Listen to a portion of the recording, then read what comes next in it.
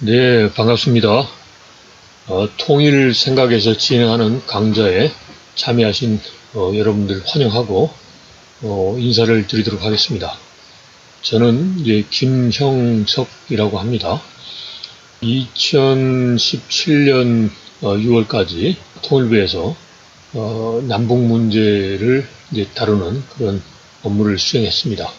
그 이후에 저쪽 포천에 있는 대진대학교에서 여러분들과 같은 이제 청춘들과 함께 한반도 문제, 남북 문제에 대해서 같이 고민하고 얘기를 나누고 있다라고 제 소개를 하도록 하겠습니다. 자, 이게 코로나만 아니면 이제 대면으로 여러분들을 이제 보면서 같이 북한 문제에 대해서 이제 고민해 보면 좋았을 텐데 여의치가 않습니다.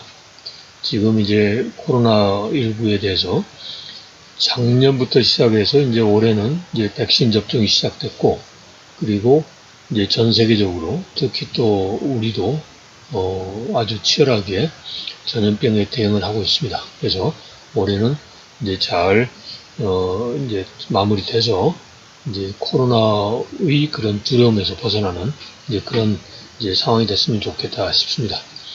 이 코로나도 우리의 일상생활에 영향을 미치는 것처럼 지금 남북 문제에도 코로나가 많은 영향을 미치고 있다라는 걸 여러분들께 말씀을 드리고 싶어요.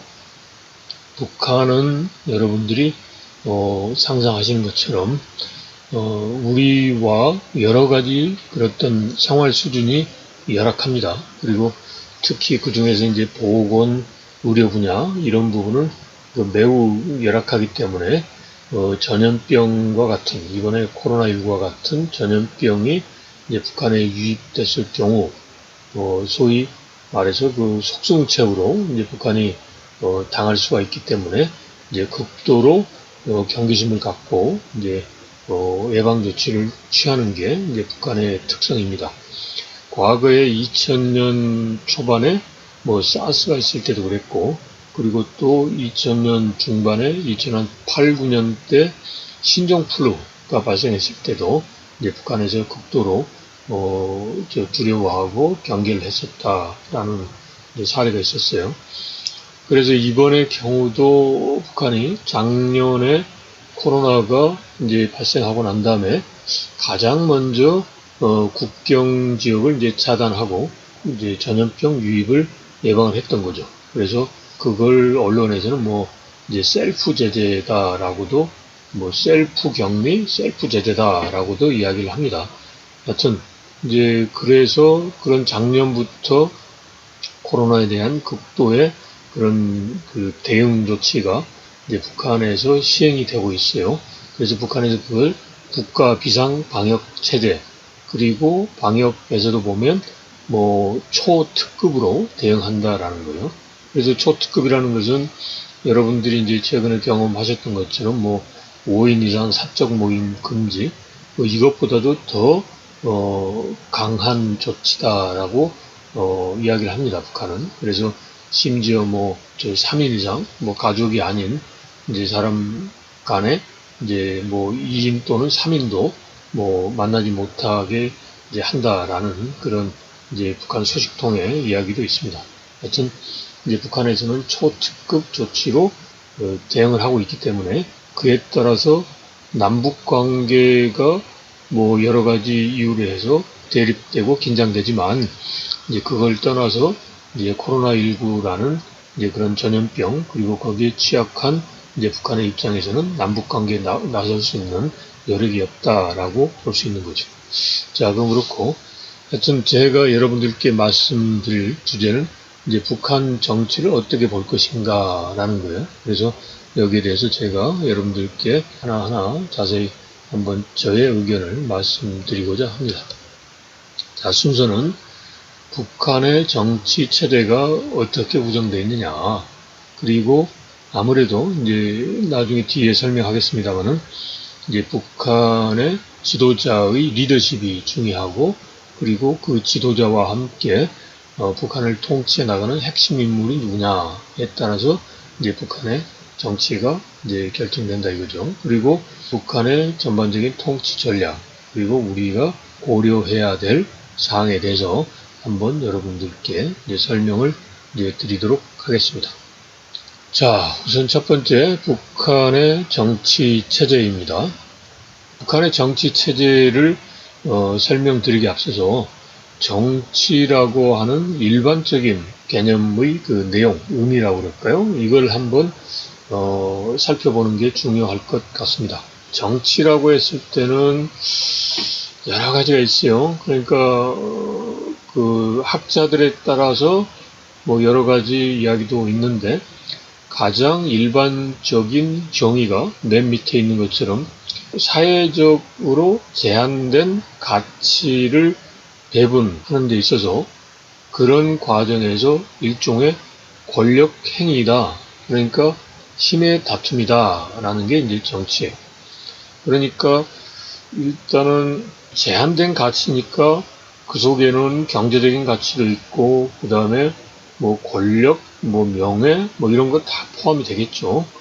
그러니까 모든 사람이 갖고자 하는데 이제 그게 무한하게 있지 않고 한정돼 있으니까 그러면 결국 서로 가지려고 하고 그걸 어떠한 기준에 따라서 배분, 나누어 줘야 되는 거고 그런데 이러한 이제 제한된 가치를 나누어 주는 데 있어서 이제 일종의 권력이 개입돼서 행위, 움직인다라는 거죠. 이게 정치예요. 그러니까 즉 이제 권력에는 뭐 군사력도 있지만 또는 이제 군사력이 아닌 비군사력인 어떤 특정한 주의에서 나오는 어떤 힘도 있고 그리고 또 어떻게 보면 전문성에서 나오는 이제 힘도 있고 아니면 뭐 종교적인 권력의 경우는 이제 종교적인 이유의 종교적인 그런 원천에서 나오는 힘이 있어요. 그래서 그러한 권력을 사용해서 제한된 가치를 배분하는 데 영향을 미치는 행위가 바로 정치다라고 일반적으로 이야기를 하는 거죠. 그래서 이거를 좀 더 구체적으로 말하면 국가라는 틀 속에서 국가 권력을 배경으로 법과 그 밖의 방법을 동원해서 하는 게 정치다라는 게 이제 일반적인 거예요. 근데 이러한 일반적인 이제 의미에서 벗어나서 또 다른 이제 벗어난 의견은 뭐냐면 꼭 정치를 국가라는 틀 속에서만 볼 게 아니라 사회, 심지어 가정, 그 다음에 직장의 그런 그 틀 속에서도 볼 수 있다. 그러니까 즉 사회나 직장, 가정에서도 제한된 가치가 있을 수 있다라는 거죠. 이제 그러죠. 이제 한 가정에 있어서도 무한하지가 않으니까 그걸 이제 가족 간에 적절하게 이제 배분을 해야 되는 그런 상황으로 발생하는 거죠. 그래서 여하튼 가치가 제한될 때 그걸 배분하는 것은 꼭 국가라는 틀 속에서만 보지 말고 사회, 직장, 심지어 가정에서도 볼 수 있고 그러한 이제 제한된 가치 배분과 관련된 그런 행위가 있다 그러면 그 모두가 다 정치다라고 하는 거예요. 그런데 이렇게 되다 보면 이제 모든 게 복잡하잖아요. 그냥 너무 경우의 수가 많고 그래서 이제 이제 생각을 하는 게 소위 그 파급력이 큰 범주의 정치 행위만을 우리가 관심을 갖고 이제 다뤄보자라고 이제 이야기를 하는 거죠. 그게 바로 이제 사회나 조직, 그 다음에 가정은 그 파급 영향력이 그렇게 크지 않기 때문에 국가라는 틀 속에서 국가 권력을 배경으로 법과 그 밖의 방법을 동원해서 하는 걸 정치다라고 우리가 일반적으로 설명을 하는 거죠. 자, 그런데 여기에서 우리가 이제 생각을 해야 될 게 있어요. 두 번째, 국가만이 아닌 사회 조직 내 이해관계 대립 및 의견 차이 조정은 제가 조금 전에 이제 말씀을 드렸어요. 그런데 우리가 하나 더 생각해야 될 거는 이제 막수주의의 정치하고 지금 제가 여러분들께 설명드린 그 정치의 의미가 같냐? 이거란 말이죠. 그런데 결론적으로 말씀드리면 같지가 않아요. 같지가 않아요. 그러니까 막수주의, 즉 공산주의에서 말하는 정치는 피지배 계급에 대한 저항과 권리 이익을 수호하기 위한 노력이다 이거예요. 그러니까 사회를 지배 계급과 피지배 계급으로 구분을 하는 게 막수주의죠. 그래서 지배 계급은 소위 그 자본가 계급, 그 다음에 피지배 계급은 노동자 계급이다. 이런 식으로 이제 단순화합니다. 그래서 피지배 계급을 프로레타리아트라고 하고, 그 다음에 지배 계급을 부르주아라고 하죠. 그래서 피지배 계급의 그런 권리 이익을 수호하기 위한 노력이 정치다라고 이제 막스주의에서는 이해를 하고 있는 거예요. 그러니까 소위 지배계급, 부르주아들의 권리 이익을 수호하기 위한 노력은 아닌 거예요. 그러니까 즉 피지배 계급, 노동자 계급에 대한 권리 이익만을 수호하기 위한 그런 노력이 막스주의에서는 이제 정치다라고 보는 거예요. 그 다음에 이제 또 하나가 우리가 이제 보통 생각을 했을 때 정치적이다라고 하면 뭔가 그게 이제 부정적 의미가 많아요. 그러니까 뭔가 이게 사수를 부리거나 아니면 뭔가 좀 불공정하게 또는 불공평하게 이제 하는 행위다라고 이제 좀 이미지가 형성이 돼 있어요. 그거는 어떻게 말하면 이제 실제로 정치 세계에서 그러니까 즉 실제로 정치하는 사람들이 어떻게 행동을 했느냐에 따라서 그걸 일반 국민들이 인식을 하는 거죠. 그래서 정치에 대해서 부정적 인식이 나온 거는 그만큼 이제 정치인들이 즉 정치 행위 자체가 공정하지 못했다라는 거예요. 그래서 앞으로 정치 행위 자체가 공정하다. 그러면 뭐 정치에 대해서 조금 전에 말씀드린 그런 이제 부정적인 그런 이미지는 점차 사라질 것이다 라는 거죠. 그래서 무조건 정치가 나쁘다라고 볼 건 아니고 정치라는 것은 어쩔 수 없이 제한된 가치 배분을 둘러싼 권력행위인데 이거 자체가 뭔가 합리적이고 그 다음에 공정하고 투명하다. 그러면 정치 자체가 부정적으로 인식되어질 이유가 없는 거죠. 근데 다만 그동안 정치 행위를 그러한 공정하고 투명하고 공평한 이제 그런 방식으로 이루어지지 않았기 때문에 부정적인 그런 이미지가 있다라는 걸 이제 말씀을 드립니다. 근데 여튼 우리가 말하는 정치 그리고 북한이 말하는 이제 정치가 조금 차이가 있어요. 이게 막스주의 정치에서 말한 것은 그냥 어떻게 보면 하나의 그 이론적인 이제 개념 규정이에요. 그러니까 막스주의 즉 공산주의는 소위 그 부르주아의 권력을 타파하기 위한 하나의 그런 이념 사상이란 말이죠. 그러니까 당연히 타파해야 될 대상의 권리 이익을 수호한다라는 말은 논리적으로 성립이 안 되는 거예요. 그러니까 막스주의 공산주의에서는 당연히 피지배 계급에 대한 권리 이익을 수호한다라고 이야기를 해요. 그런데 공산주의화가 된다. 그러면 소위 피지배 계급이 주인이 되는 세상이니까 그 공산주의 국가의 그 국민의 거의 대부분은 이제 피지배 계급으로 막스주의에서 규정한 사람들이다 라고 볼 수 있는 거예요. 그래서 북한에서도 그런 공산주의가 있는 거죠.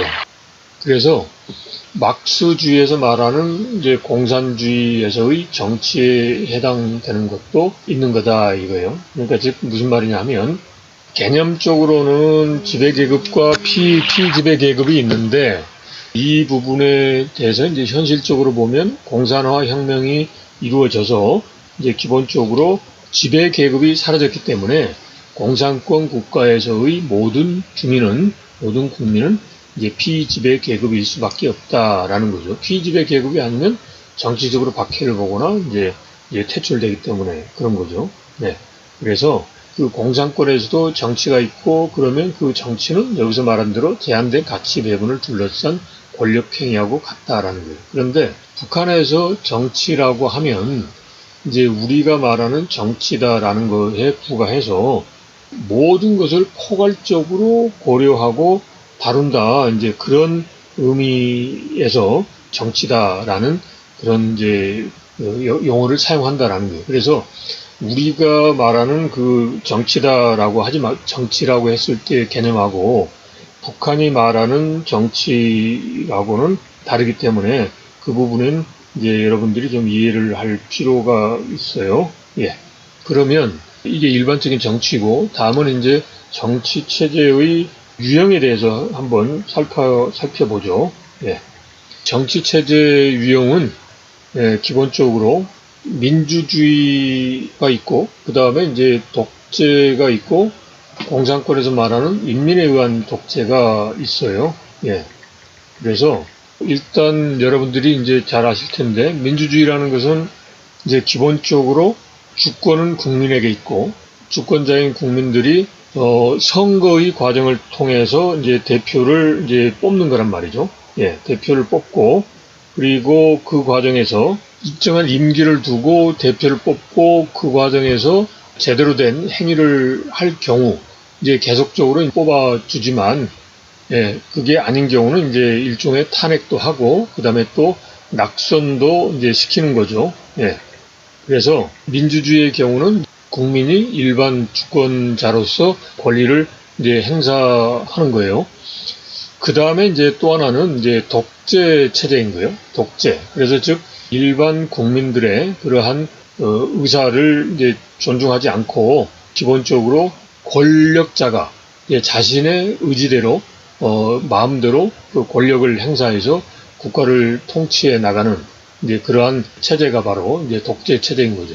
이 독재 체제 속에는 이제 합법적인 독재가 있고, 그 다음에 억압적인 독재가 있는데, 합법적인 독재는 이제 형식적으로 선거를 통해서 정권을 그 국민으로부터 이제 뭐 위임받는 형태를 취하지만, 예, 억압적 독재는 그게 아니라 뭐 쿠데타라든지 뭐 이렇게 해서 국민의 의사와 이제 무관한 이제 그러한 정권을 획득하는 그런 체제인 거죠. 그래서 이 억압적 독재에서 조금 국민들의 그런 의식 수준이 올라가면 합법적 독재로 가고, 이제 그런 다음에 이게 우리가 일상적으로 보는 민주주의로 변화하는 게 일반적인 정치체제 유형이다라고 이제 여러분들 이해를 하고 있을 거예요.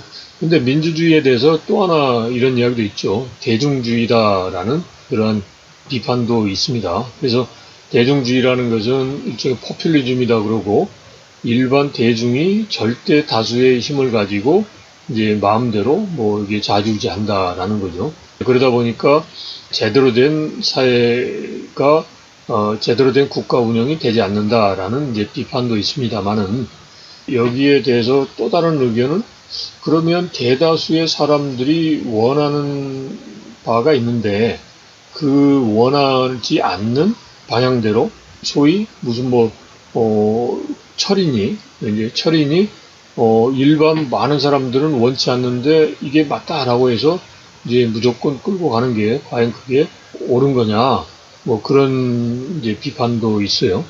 근데 여튼 이제 민주주의에서 너무 주권 행사를 하는데 포퓰리즘에 입각해서 이제 다수의 행포를 부릴 때 그게 바로 대중주의로 가서 폐해를 준다라는 그런 의견도 있죠. 그리고 이제 또 하나 정치 체제는 공산권 국가에서 보면 이제 인민에 의한 독재. 조금 전에 앞에서 이제 말씀드린 대로 이제 막스주의가 일종의 지배계급과 피지배계급으로 사회를 구분하고, 피지배계급에 의한 이제 혁명을 도모하고, 그 혁명이 이루어지면 피지배계급인 인민에 의해서 독재가 이루어진다라는 거죠. 이게 바로 이제 공산권 국가에서의 그런 정치체제 유형입니다.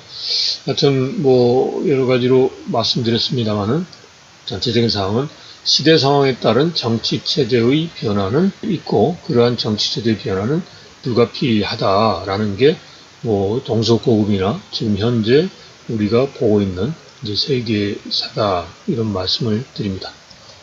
자, 김정은 북한 총비서가 이끄는 북한의 정치체제를 한번 여러분들께 말씀을 드리겠습니다. 북한은 소위 백두혈통에 의한 1인 독재 체제인 거죠. 백두혈통이라는 것은 백두산을 성스러운 성지다 이렇게 보고 있는 거예요. 그래서 백두혈통을 이어받은 1인 독재 체제다 라는 거고, 그리고 공산주의, 즉 막스 레닌주의에서 이야기하는 게 인민민주주의니까, 그 인민민주주의에서 인민은 피지배 계급인 거죠. 그리고 피지배 계급이 모인 당이 노동당이에요. 그래서 이 노동당 중심 체제가 북한의 정치 체제다 이거예요. 그래서 당이 모든 걸 결정을 합니다. 그러니까 즉 인민, 프롤레타리아트의 그런 대표들로만 구성된 노동당에서 결정을 하고 그 결정된 사항을 집행하는 기구가 이 정 또는 국가기구인 거예요. 국가기구에는 우리가 아시는 것처럼 행정부, 입법부, 사법부가 다 있어요. 그런데 북한 체제, 그리고 북한 체제뿐만 아니라 공산권에서는 이 국가 체제가 당의 결정을 집행하는 하나의 집행기구예요. 그러니까 우리 같은 경우는 국가 체제 내에서 행정부, 입법부, 사법부가 서로 이제 상호 이제 견제하고 그러는데 여기서는 상호 견제가 아니라 공산권 국가에서는 서로 효율적으로 협력해서 어떤 특정한 목적을 달성하기 위한 그러한 공통의 행위를 하는 거예요. 예. 그래서 우리가 보통 북한의 뭐 입법기관, 그 다음에 행정기관, 사법기관을 접할 때 이제 우리 개념으로 입법, 행정, 사법이 기능하는 쪽으로 생각하면 좀 달라진다라는 거예요. 그래서 북한의 체제에서 국가는 노동당이 결정한 사항을 효율적으로 집행하기 위한 기구다라는 거예요.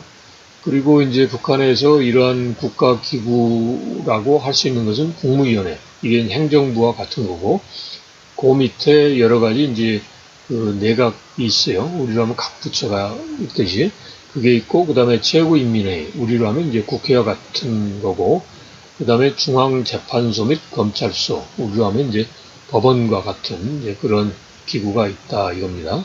그리고 김정은의 호칭은 1호, 최고 절대자다 그런 차원에서 1호고, 그 다음에 당의 총비서다 이거고, 그 다음에 국무위원장이고, 북한의 그런 그 군사 권력의 최고 사령관이다 이런 식으로 호칭이 되고 있습니다. 자, 북한의 통치체제는 조금 전에 말씀드린 대로 당, 노동당, 인민의 피지배 계급의 대표로 구성된 노동당이 모든 걸 결정하고 정에서 국가기구에서 효율적으로 이거를 집행을 하는 거죠. 그리고 군의 경우도 당의 그런 통제를 받으면서 국가 무력을 행사하는 거죠. 예. 자, 그래서 노동당의 경우는 이제 뭐 당대회가 가장 최고의 의사결정 기구이고, 근데 이게 한 3,000명 이상이 되기 때문에 자주 소집을 하기 어려워요. 지금 북한에서 한 5년에 한 번 하자라고 하고 있어서, 그러면 그 중간 기간 중에는 당 중앙위원회를 이제 개최해서 이제 모든 사항을 이제 결정을 하죠. 그리고 당 중앙군사위원회, 시도당위원회도 있다라는 거죠. 그 다음에 정국가기구는 국무위원회, 그 다음에 최고인민회의, 재판소 및 검찰소가 있고, 우리로 하면 각 시도가 있잖아요. 시도에 있듯이 북한에도 각 시도에 그 인민위원회가 있어서 그 행정적인 일을 치루어 나오고 있다 이거예요. 군에는 총정치국, 우리의 합동참모본부와 같은 총참모부, 예, 그리고 국방성이 있습니다. 여기서 이제 하고 있고, 이러한 군은 그 국무위원회의 그러한 이제 통화를 이제 받고, 그 다음에 노동당에서 별도로 당 중앙군사위원회가 있어서 또 이제 통치를 받는다 이걸 말씀드립니다. 그리고 군 인사들은 최고인민회의에 그런 그 대의원으로서도 활동을 하고 있고, 그 다음에 중앙재판소 및 검찰소가 이제 일반 재판과 검찰인데 군에도 별도의 그런 그 군사 재판을 하는 그런 기구도 있다라는 걸 말씀드립니다. 하여튼 이제 북한에서는 그리고 우리 청와대 비서실과 같은 이제 김정은 서기실이 있고요. 그리고 지금 이제 그 김정은의 이제 여동생인 김여정과 함께 지금 북한을 통치하고 있다라는 게 이제 일반적인 설명입니다. 자, 그러면 이번 시간에는 이제 본격적으로 이제 북한 체제의 핵심적 인물인 김정은 총비서하고 그를 보좌하는 핵심 인물들에 대해서 한번 살펴보도록 하겠습니다. 기본적으로 이제 어떤 특정 체제의 정치가 어떤 거냐라고 할 때 그 정치의 그 리더의 그 리더십이 이제 중요한 거죠. 그래서 기본적으로 이제 북한 정치 체제의 핵심 인물 리더인 김정은에 대해서 우선 먼저 이제 살펴보는 게 좋겠다 싶습니다. 자, 김정은 총비서. 왜 총비서라고 하냐면, 지난해까지는 김정은 위원장이라고 보통 언론에서도 이야기했어요. 근데, 이번에 올해 들어서는 이제 총비서라고 하는 이유는 올해 연초에 있었던 8차 당대회와 함께 그 뒤에 이은 최고인민회의에서 노동당의 가장 최고의 당수의 직함을 당위원장이 아니라 총비서다라고 이제 위원장 명칭을 바꾼 거죠. 그래서 이제 올해부터는 이제 김정은 총비서다 이런 식으로 이야기를 하고 있다라고 이제 여러분들께 설명을 드립니다. 자, 김정은 총비서는 기본적으로 백두혈통의 계승자다. 백두혈통은 아까 말씀드린 대로 백두산이 성지인 거죠. 성지. 북한 주민들에게 있어서는. 그래서 이제 백두산과 관련돼서 김일성이 백두산에서 항일 빨치산 투쟁을 했다라는 거고, 그리고 이제 김정은 위원장의 아버지인 이제 김정일 국방위원장이 백두산 밀령이라는 것은 이제 빨치산의 그 숨은 아지트를 말하는 거예요. 밀령에서 백두산 밀령에서 태어났다. 이제 그리고 그러한 이제 백두산의 아주 성스러운 기운을 이어받고 태어난 게 김정은이다. 그래서 바로 이렇게 백두산의 성스러운 기운을 이어가는 그런 혈통이 백두혈통이고, 그런 백두혈통의 계승자다라는 게 이제 김정은 위원장을 이제 소개하는 거죠. 김정은 총비서는 김정일 국방위원장하고 김정일 국방위원장의 이제 부인인 고영희 사이에 이남 일녀 중 둘째로 1984년 1월 8일 날 태어난 거죠. 그리고 출생지는 강원도 원산으로 이제 알려져 있습니다. 이 고영희라는 인물은 뭐냐면, 이 고영희의 부친이 제주도 분이세요. 그래서 제주도에서 하다가 일제시대 때 일본으로 가셨고, 그 일본에서 고영희를 낳았던 거죠. 그리고 고영희가 해방이 되고 난 다음에 아버지를 따라서 제1북송교포라고 하죠. 아버지를 따라서 북한에 갔고, 북한에서 이제 예술 영화 쪽으로 활동을 하다가 예술 영화를 좋아하는 김정일 위원장의 이제 눈에 든 거죠.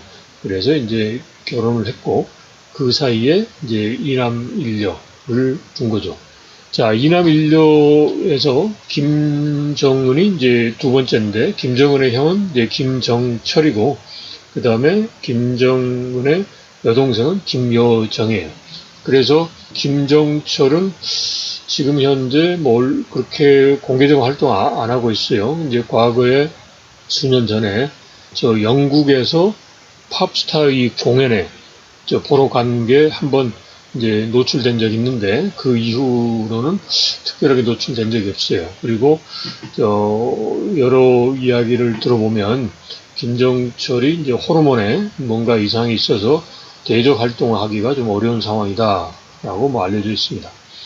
이제 반면에 이제 여동생인 김여정은 1988년생인데 활발하게 활동을 하죠. 그래서 지난 시간에 말씀드렸던 뭐 남매 통치다라고 해가지고 김정은 위원장이 가는 데는 어디든지 김여정이 있다.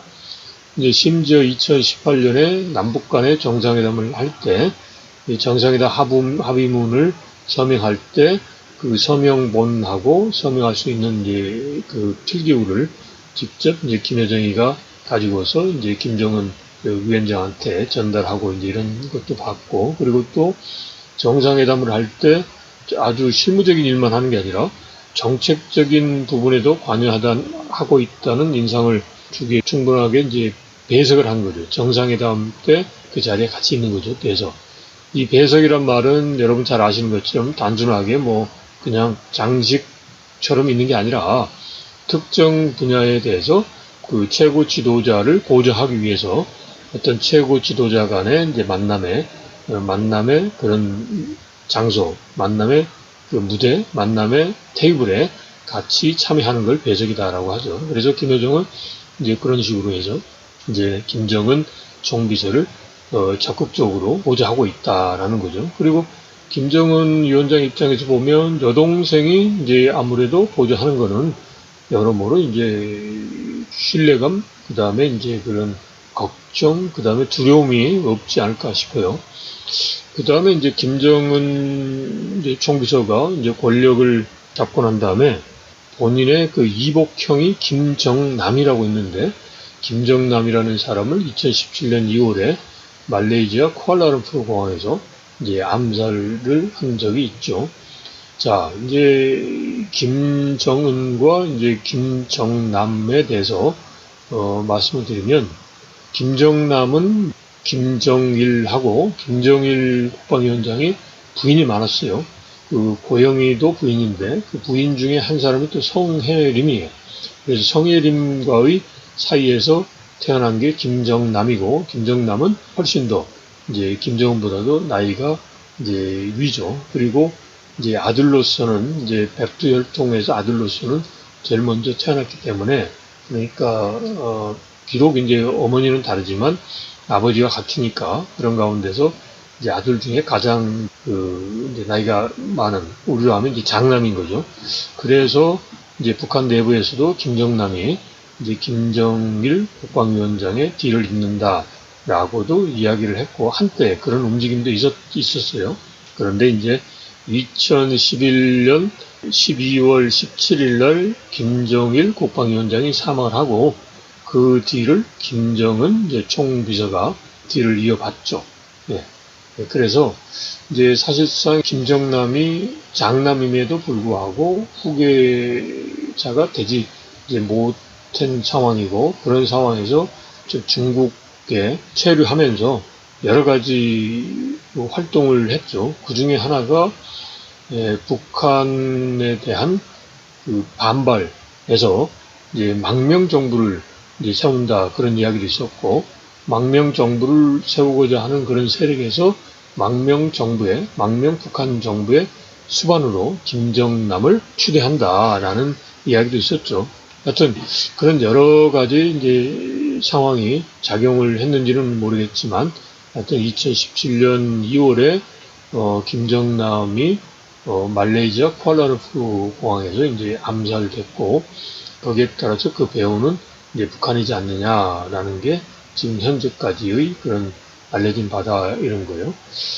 자, 그래서 하여튼 김정은은 잠재적인 그러한 권력 경쟁자를 이제 처단했다라고 볼 수도 있는 거죠. 자, 김정은에게 있어서 가장 중요한 하나의 인생 경로가 뭐냐면, 94년부터 2000년까지 스위스 베른에서 유학한 거예요. 그러니까 94년이니까 약 한 10살, 11살? 그죠? 에서 한 20살 될 때까지 스위스 베른에서 유학을 했는데, 그때 그 당시에 왜 유학을 갔을까라는 것부터 우리가 이제 살펴볼 필요가 있는데, 그냥 지금 현재 보면 부모들이 이제 유학을, 새로운 문물, 그리고 뭔가 본인이 이제 그 유학을 가고자 하는 그런 동기가 작용해서 가는 경우가 많죠. 우리의 경우는. 그런데 이 김정은의 경우는 본인이 원해서라는 게 아니라 본인이 원치 않지만 이제 북한을 떠난 거예요. 그 이유는 김정일 위원장이 여러 여성 편력이 있어서 부인이 많다 보니까, 이제 김정일 위원장의 아버지인 김일성 주석이 여기에 대해서 극도로 부정적이었고, 경우에 따라서는 막 그 야단도 치고 그랬다는 거예요. 그러다 보니까 부인이 있는 것을 이야기도 하지 않고 그 사이에 자식까지 있다는 것을 알리지를 않고 있다가, 이제 94년 그 이전에 김일성 주석이 알게 된 거죠. 그러다 보니까 이제 이걸 피하기 위해서 이제 얘들을, 고영희와의 사이에 낳은 애들을 다 스위스에 유학을 보낸 거죠. 그러니까 그 유배까지는 아니고 그냥 안 보이도록 저기 멀리 떨어뜨려 놨다, 이렇게 봐야 되는 거죠. 그러다 보니까 김정은 위원장 입장에서 보면 막 뭐 가슴이 뛰고 뭐 새로운 문물에 대한 동경에서 간 게 아니라,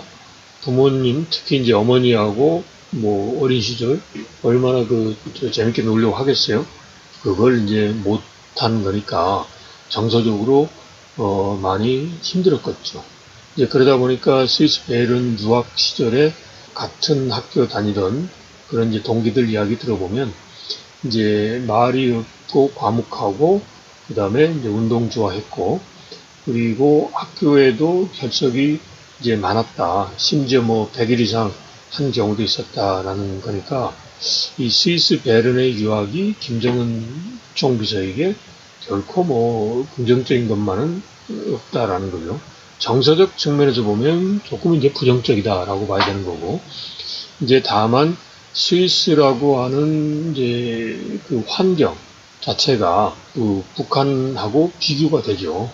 이제 아무래도 이제 스위스 유럽은 이제 문물이 발전해서 경제 수준, 생활 수준이 북한에 비해서 월등히 나은 그런 상황인 거죠. 바로 이러한 새로운 환경을 김정은 총비서는 10대 시절에 경험을 했다라는 거죠.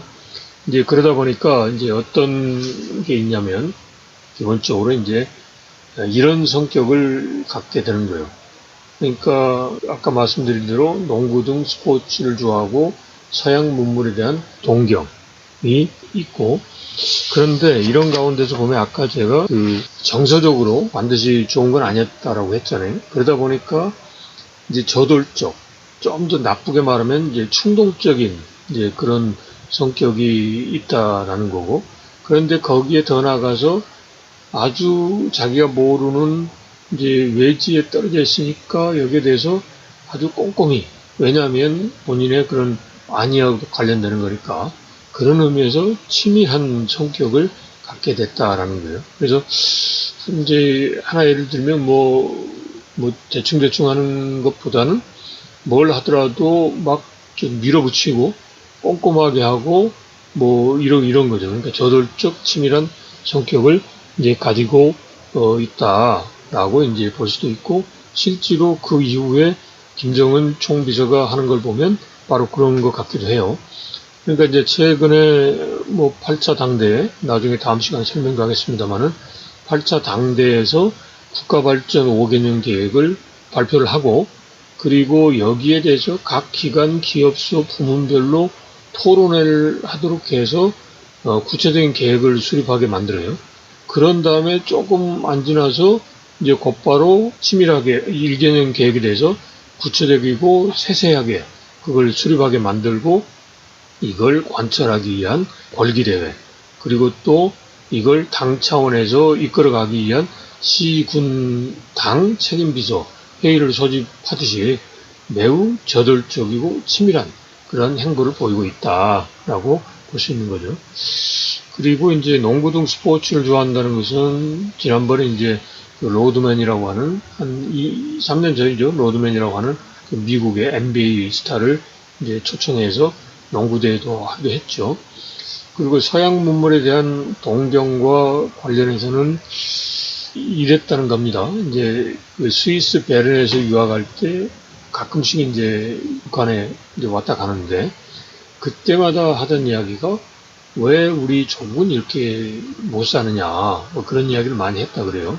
그런데 이걸 이제 성장시켜야 된다라는 거, 내가 나의 조국이 이제 스위스와 같은 그런 서양권처럼 그 정도의 이제 생활 수준은 돼야 되겠다라고 이제 그 이야기를 하는 거죠.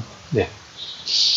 그래서 이제 김정은 위원장이 2011년 12월에 최고 지도자로 등극한 다음에 그 다음 연도인 2012년 4월 15일 그때 무슨 이야기를 하냐면 더 이상 허리띠를 졸라매지 않도록 하겠다라고 이제 공개적으로 공언을 합니다. 그 말은 뭐냐면 이제 북한의 경제 발전을 이제 시켜주겠다. 이제 그게 바로 자신이 북한을 통치하는 데 있어서의 하나의 목표다라고 이야기하는 거죠.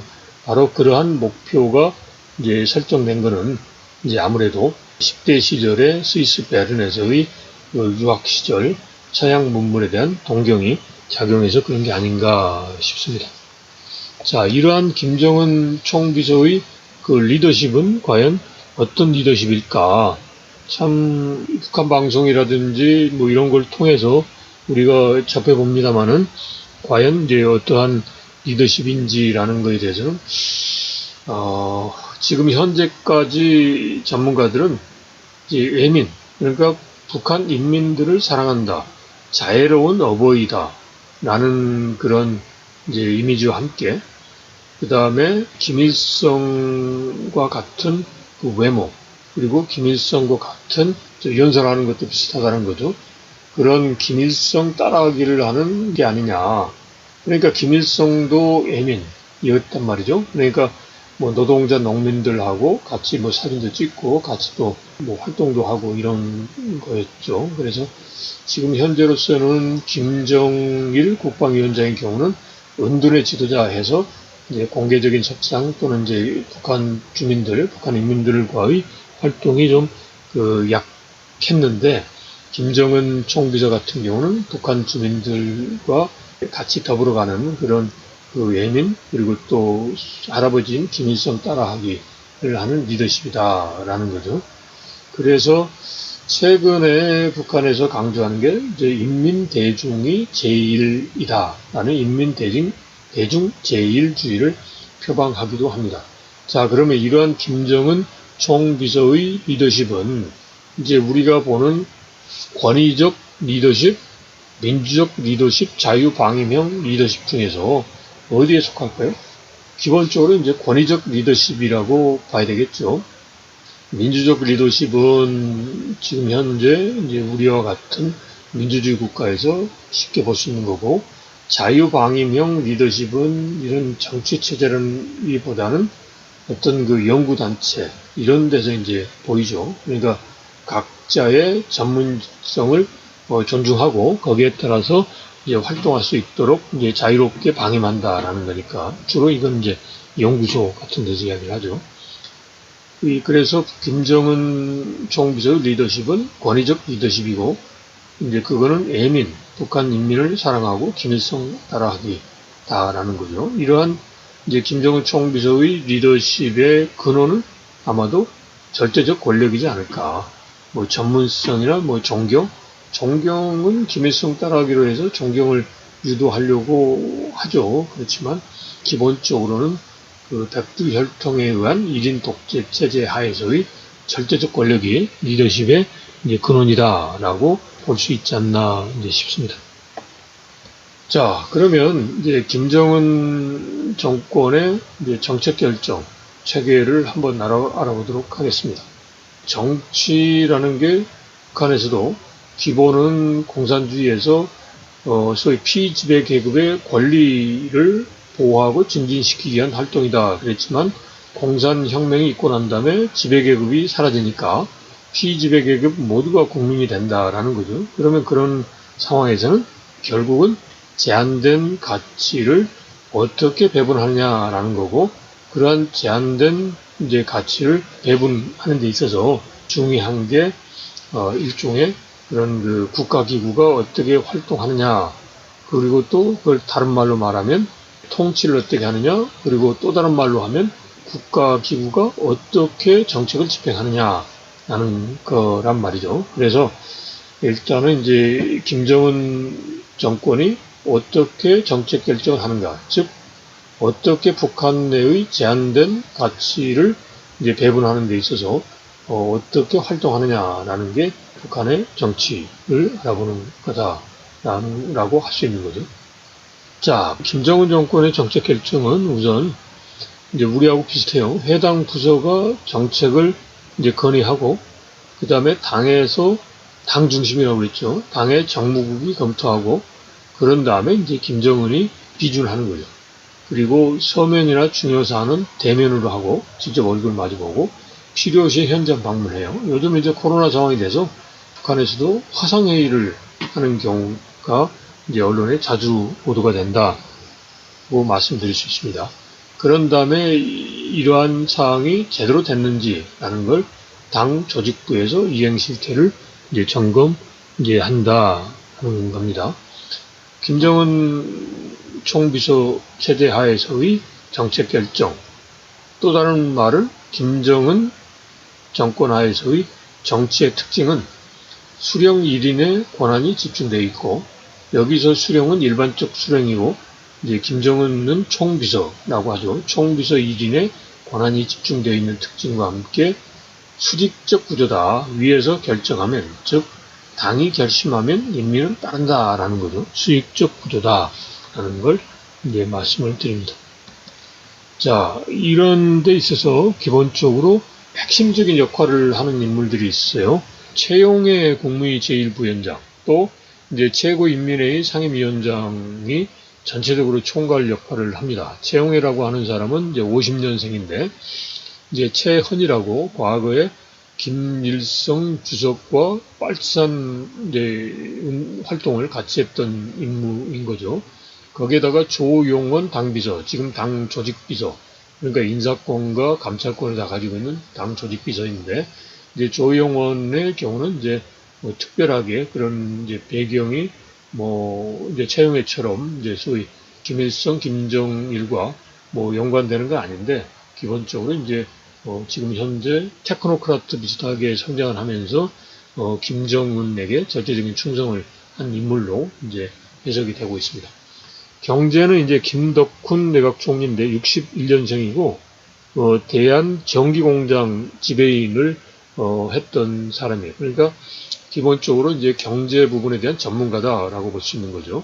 지금 북한이 뒤에 설명드리겠습니다만은 경제 성장을 하는 데 있어서 그 내각을 이제 경제의 사령탑이다라고 이야기를 하고 있어요. 그러니까 즉 내각이 경제 부분에 가장 중요한 그런 그 추진 기구인데 그 내각의 총리가 김덕훈이라고 해서 실질적으로 경제 관료다라는 걸 말씀을 드립니다. 그 다음에 당 선전은 이제 박광호, 그 다음에 이제 김여정인데, 김여정은 이제 아까 말씀드린 대로 이제 김정은의 여동생이고, 그리고 88년생이다 보니까 지금의 그런 여러 가지 뭐, 그 SNS라든지 이런 것도 잘 활용을 해요. 그래서 뭐 유튜브라든지 블로그, 그다음 브이로그 같은 경우도 하고, 최근엔 또 트위터도 한다라는 그 이야기가 있습니다. 그리고 이제 대남 부분은 이제 김여정이 작년부터 해서 김정은 총비서로부터 위임을 받았다라고 해서 이제 대남 관련된 조치를 발표도 하고 취하고 있고, 그걸 같이 김영철과 함께 하고 있다. 김영철은 지금 당에서 부장인데 이제 통일전선 부장으로 파악되고 있습니다. 그 다음에 대미 협상과 관련돼서는 이성건 외무상이 여전히 있고, 이제 이성건 외무상이 판문점 대표부가 있는데 그 대표부에 대표를 했죠. 우리로 하면 이제 대령으로 이제 군 계급상인데 끝나는 건데, 그리고 조평통위원장도 있고 주로 이제 군사나 대남 부분 쪽 사람이었는데, 외무상을 시킨 이유는 뭐 외무상의 그런 그 역량이라기보다는 미국에 대한 메시지 차원이 아닌가. 즉 군인이기 때문에 강한 이미지, 그리고 김정은 위원장의 그 지시에 따라서 무조건 뭐 복종하고 이해하는 이제 그런 성향의 인물이기 때문에 이제 그런 차원에서 미국에 대한 이제 강한 이제 북한의 그 협상 입장을 보여주기 위한 이제 의도적인 인상이 아니냐, 뭐 이런 식으로 해석이 가능합니다. 그래서 앞으로 북미 간의 협상이 본격화되면 이성근 외무상보다는 이제 미국과 이야기될 수 있는 그런 인물이 나오지 않나 싶습니다. 그래서 지금 현재 좀 사라졌지만 뭐 이용호 이제 전통적인 이제 미국과의 그 연결통이죠. 그 사람이 재등장할 것이다라는 전망도 해볼 수 있는 거죠. 그 밑에 최선희 부상이 있고, 그 다음에 김명길 손해대사. 최선희 부상이라든지 김명길 손해대사 같은 경우는 최근에도 미국과의 협상에 이제 관여를 했지만 90년대 중반부터 이제 미국과 이제 북한 간에 협상을 했을 때 꾸준하게 관여했던 인물이다라고 이제 말씀드릴 수 있겠습니다. 자, 이러한 분야별로 핵심 역할을 하는 인물들과 함께 이제 김정은이 이제 북한을 통치한다는 거죠. 북한을 이제 정치하는 거죠. 예. 자, 그러면 북한의 통치 전략을 이제 살펴보도록 하겠습니다. 지금 이제 여러 가지 논란이 있는데 선군 정치를 우선 설명을 드리고자 합니다. 그러니까 military first. 그러니까 군이 앞선다. 모든 부분의 군이다. 자, 그러면 군사적으로 강한 군이 파워풀하죠. 그러니까 앞서고. 그 다음에 또 북한 같은 경우는 우리로 하면 고등학교, 중학교 졸업한 후에 이제 바로 모두 다 군대를 가죠. 이제 남자들은. 여자들은 이제 선택적으로 가는데 경제적으로 어려운 이후에 여성들도 많이 군에 간다라고 해요. 그리고 군에 갔다 오면 이제 일종의 신분이 상승할 수 있는 기회도 되고, 그리고 또 뭐 대학교도 갈 수 있는 거죠. 그 제대군인이. 그래서 이제 군으로 많이 간다라고 해요. 그래서 고등학교 졸업 후에 보통 남자는 10년, 그 다음에 여성은 뭐 7년에서 8년, 뭐 최근 들어와서는 뭐 그 조금 뭐 단축했다라는 이야기도 있지만 그 정도 한다라는 거죠. 그래서 이제 이 젊은 군인들이 이제 소위 그 노동력의 주력 부대인 거예요. 그래서 이제 북한에서 건물을 짓거나 아니면 예를 들어서 뭐 인프라, 도로를 새로 닦거나 이럴 때 서로 이제 댐을 짓거나 이럴 때 주로 동원되는 세력이 군 부대인 거죠. 이제 작년의 경우도 북한에 태풍과 장마가 있고 거기에 대해서 복구 전투에 이제 복구 전투라고 그러죠. 복구 전투에 군이 이제 참여를 대부분 했죠. 그리고 군이 더 이상 안 되니까 수도 평양에 있는 당원들을 모집해서 수해 복구 사업 현장에 보내기도 했죠. 근데 여튼 군은 북한에 있어서 이제 군부가 우선한다는 차원에서 선군이고 또 경제도 우선한다는 차원에서 선군이 된 거죠. 그래서 이런 선군 정치는 97년 12월 김정일 위원장 시대 때 나온 표방했던 거고, 기본적으로 이제 군사력 강화를 도모하면서 정치, 경제, 사회, 문화 등 모든 분야에서 군이 우선돼야 된다. 그래서 김정일 시대 때는 국방위원회가 중심적인 기구 역할을 했어요. 그런데 김정은 등장 이후에는 이제 선군 정치보다는 이제 노동당 중심으로 이제 가고, 그리고 또 최근에 뭐 올해 8차 당대에서 보면 인민대중제일주의다라고 해서 이제 성군보다는 당이 앞서고 그 다음에 인민을 이제 위한다는 목표를 앞세우고 있으니까 조금의 변화는 있는 것 같은데, 기본적으로 이제 성군 정치, 밀리터리 퍼스트라고는 그러한 기조가 완전히 바뀌었다라고 하기는 이제 어렵지 않느냐 이제 싶습니다. 자, 조금 전에 말씀드린 대로 김정은 위원장 그 총비서 시대에는 이제 기본적으로 당 중심인데, 당에서 입장을, 당에 여러 가지 기구가 있을 거 아니에요? 또는 이제 회의체가 있는데, 거기에서 가장 최상위의 회의체가 당대회예요. 그러니까 이제 당대표자들 해서 한 3천에서 4천, 이번에 약 5천 정도 모였다고 하는데, 그 사람들이 모여서 북한을 어떻게 움직여 갈 것인가라는 걸 이제 최종 결정을 해요. 물론 이제 북한이 김정은 총비서가 이야기를 하고, 그 밑에 이제 당에 있어서 핵심적인 역할을 하는 사람들이 모든 걸 다 이제 마련해서 당대회에 상정을 하고 거기에서 결정을 하죠. 그러니까 전혀 백지 상태에서 출발해서 당대에서 3,000명에서 5,000명 되는 사람들이 모여서 결정하는 게 아니라 이미 결정된 걸 가지고 이제 전파하는 그런 이제 성격이죠. 그렇지만 여하튼 당대가 이제 최고의 의사결정 기구인 거고, 당대에서의 결정사항을 하부 당 조직과 그다음에 국가기구에서 그대로 이제 집행하고 이행을 하는 거예요. 그래서 이제 이번에 이제 8차 당대가 2016년 이후에 2016년 7차 당대를 한 이후에 올해 1월 달에 이제 개최를 돼서 기본적으로 앞으로 북한이 어떻게 이제 움직여 갈까, 그러니까 즉 북한의 목표, 북한의 그 비전에 대해서 결정해서 이제 제시를 하고 있어요. 그래서 이 내용에 대해서 한번 우리가 살펴보는 게 좋지 않을까 싶어요. 그럼 이게 바로 이제 앞으로 이제 북한이 어떻게 움직일 것인가라는 거죠.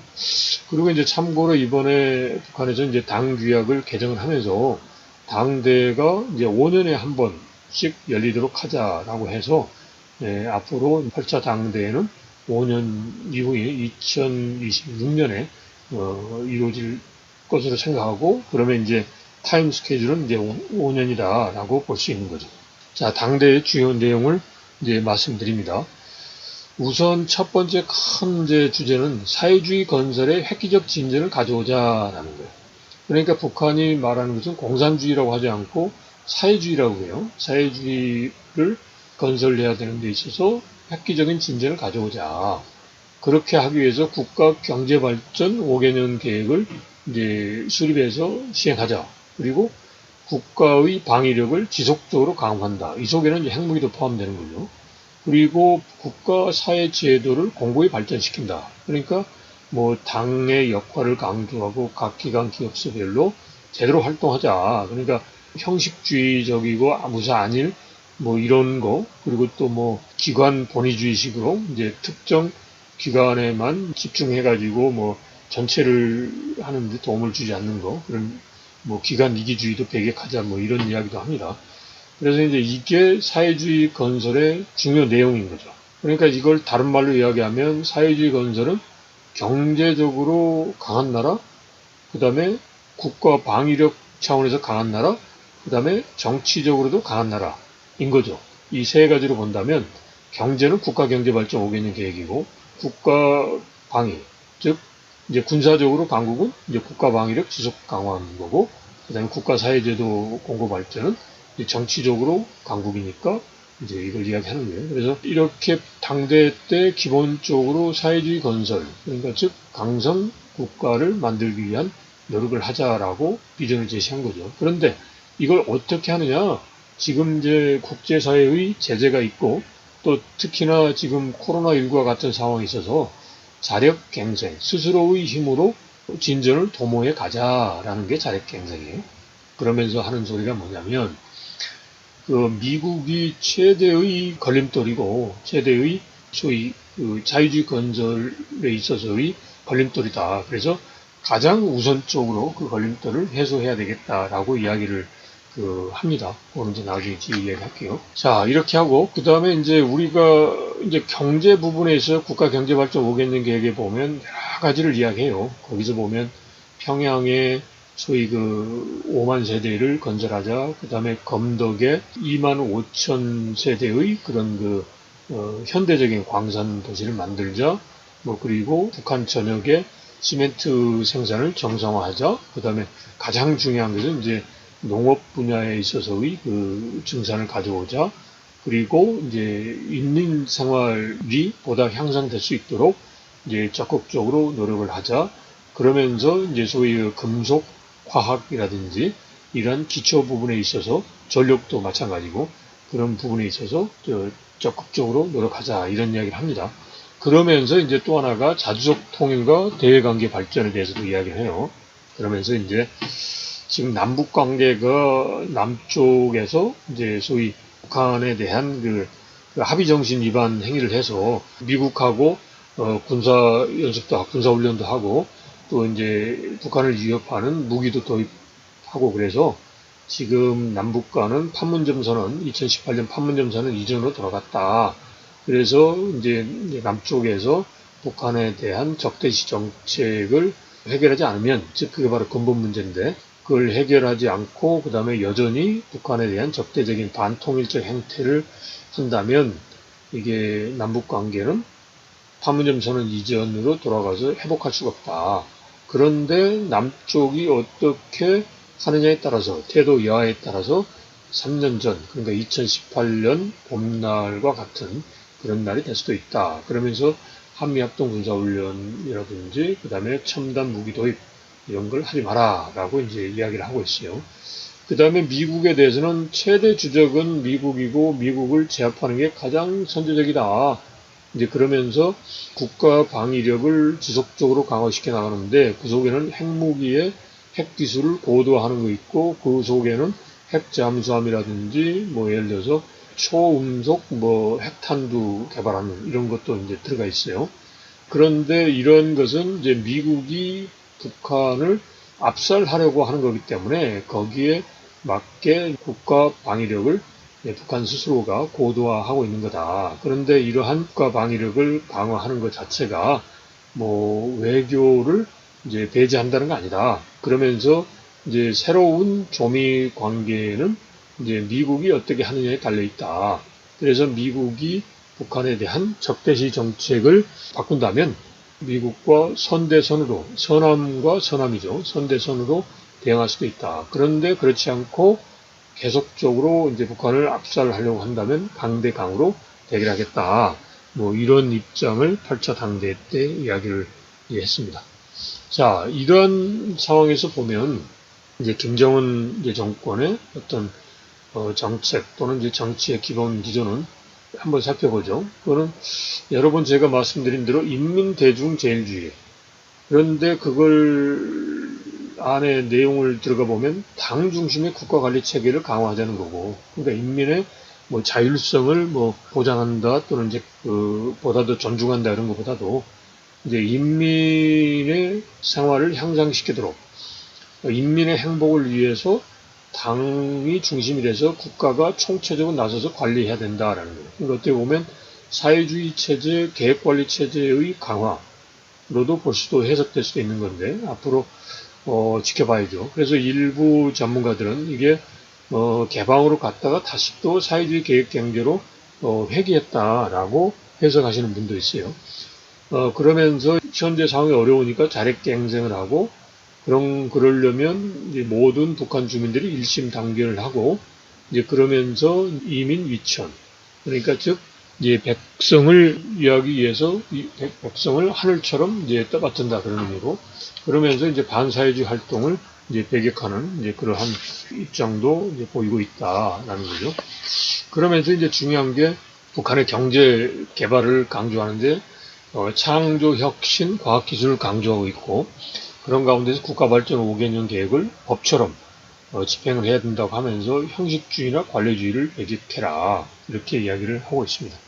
그러면서 이제 비상방역은 여전히 최우선 과업이고 이제 이러한 가운데서 우리가 이제 비핵화와 단계적 이행, 한국의 역할, 새로운 길 이런 부분에 대해서 우리가 한번 또 고민도 해볼 필요가 있는 게 아닌가 싶어요. 자, 이렇게 이제 김정은 통치 전략을 종합을 해보죠. 일단 사회주의 강국을 이루는 거고 그 중에서 당면에서 경제 강국. 그래서 허리띠를 졸라매더라도 자력 번영하겠다는 희망을 보여주고 있는 거고 그 다음에 김일성 김정일주의를 이제 더욱더 강화하는 거고 그러면서 북미 협상 난국을 타개하기 위한 이제 시도를 하고 있는데 아직까지는 그 강대강 선대선의 입장에서 힘으로 겨루겠다라고 하는 입장입니다. 이런 가운데서 국가의 그런 역할을 강조하는 국가사회주의 그러면서 경제 부분은 내각이 책임적으로 해라. 그리고 인민들의 생활의 향상을 주기 위해서 사회주의 산업 방식에 의한 이제 경제를 성공시키자. 이 말은 뭐냐면 먼저 이제 소비, 즉 인민들의 수요를 파악을 하고 거기에 맞게 공급을 이제 체계적으로 이룬다라는 게 사회주의 산업이에요. 그러니까 이런 방식을 하겠다는 거고 그러면서 관광 등 제한적 개방을 통해서 그 외화 획득을 도모하고 북한 전역에 22개의 경제개발구를 통해 외자 유치도 도모하고 있는 상황이다라고 말씀을 드릴 수 있겠습니다.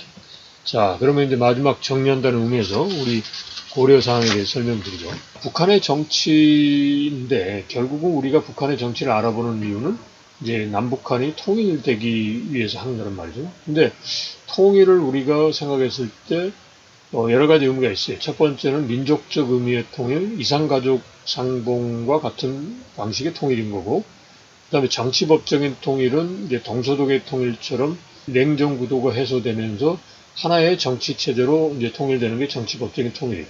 근데 이제 민족적 의미의 통일 앞으로 계속하지만 이산가족들이 계속 고령화됨으로 인해서 이 의미는 점점 약화될 거고, 정치법적인 통일, 동서독식 통일은 여전히 동서냉전 구도가 있는 가운데서 특히 한반도를 둘러싼 미국과 중국, 러시아의 대립 구도가 있는 가운데서 어려웠단 말이죠. 그리고 또 북한의 경우도 지금 84년생 젊은 지도자 입장에서 보면 헤게모니 쟁탈전이 결코 쉽지가 않은 거란 말이죠. 그래서 이제 이 민족적 의미의 통일과 정치법적인 이제 통일의 경우는 이제 기본적으로 우리가 이제 포기한다는 게 아니라 그거는 이제 자연스럽게 상황의 변화에 흘러가게 하는 거고 이제 우리가 생각할 것은 일상적 의미의 통일, 즉 체제가 달라도 서로의 필요에 의해서 교류협력하는 통일. 그게 바로 지금의 한중 관계, 한베트남 관계 같은 거죠.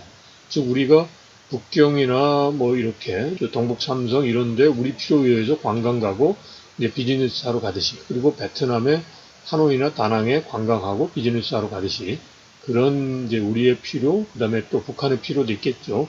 에 따라서 서로 이제 교류협력하는 그런 일상적 의미의 통일이 중요하다 싶습니다. 그렇게 하면 지금 현재 여러분들이 지금 중국 가고 베트남 가듯이 북한이 개방만 한다면 이제 곧바로 우리도 우리의 필요에 의해서 갈 수 있는 게 아닌가 싶습니다.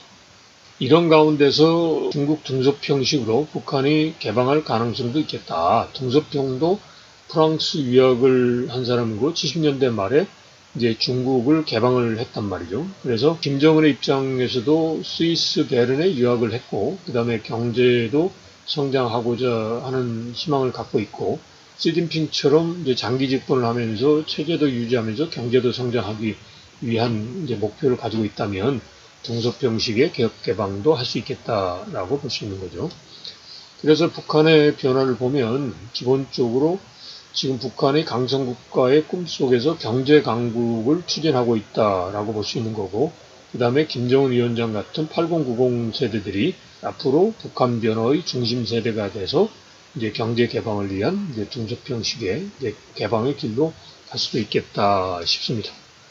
자, 이게 바로 이제 현재 한반도 위성 사진이고, 통일됐을 때 한반도 미래 모습이에요. 이때의 통일은 일상적 의미의 통일, 정치법적인 통일을 의미하는 거 아니죠.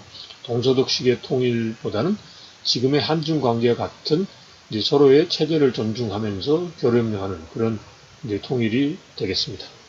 자, 이렇게 해서 통일 생각의 강좌를 이제 마치도록 하겠습니다. 이제 쉽지 않은 주제를 가지고 말씀드렸는데, 들어주신 데 대해서, 감사드립니다. 그리고, 여러모로 어렵지만, 이제 알찬 대학 생활을 이제 하시고, 또 멋진 인생을 설계해 나가시길, 기대하고 성원드립니다. 자, 고맙습니다.